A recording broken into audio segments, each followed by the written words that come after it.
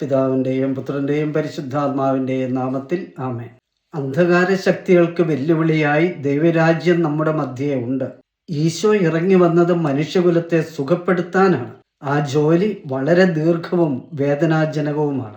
കർത്താവ് ജനങ്ങളുടെ മധ്യേ ഉണ്ട് എന്നതിന് അടയാളമായാണ് ഈശോ രാജ്യത്തിന്റെ സുവിശേഷം പ്രസംഗിച്ചും എല്ലാ രോഗങ്ങളും വ്യാധികളും സുഖപ്പെടുത്തുകയും ചുറ്റി സഞ്ചരിച്ചത്. വിശുദ്ധ മത്തായിയുടെ സുവിശേഷം 9-ാം അധ്യായം. ഇന്നും യേശുവിൽ വിശ്വസിക്കുന്ന വ്യക്തി സമൂഹങ്ങൾ യേശുവാണ് ഏക രക്ഷകനെന്ന് വ്യക്തമായ അടയാളങ്ങൾ നൽകണം. ലോകത്തെ മനുഷ്യകുലത്തെ ബോധ്യപ്പെടുത്തണം.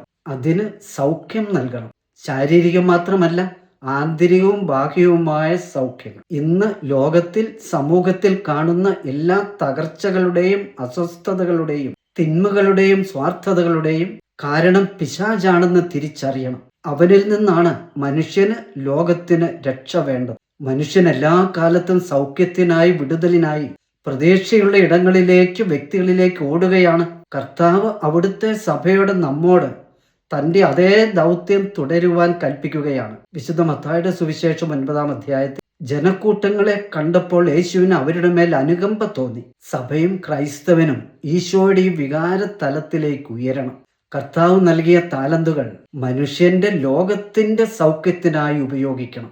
വിശുദ്ധ ലൂക്കായുടെ സുവിശേഷം 9-ാം അധ്യായത്തിൽ അവൻ ശിഷ്യരെ വിളിച്ച് സകല പിശാചുക്കളുടെയും മേൽ അവർക്ക് അധികാരവും ശക്തിയും കൊടുത്തു. അതോടൊപ്പം രോഗങ്ങൾ സുഖപ്പെടുത്താനും ദൈവരാജ്യം പ്രസംഗിക്കാനും രോഗികളെ സുഖപ്പെടുത്തുവാനുമായി അവൻ അവരെ അയച്ചു.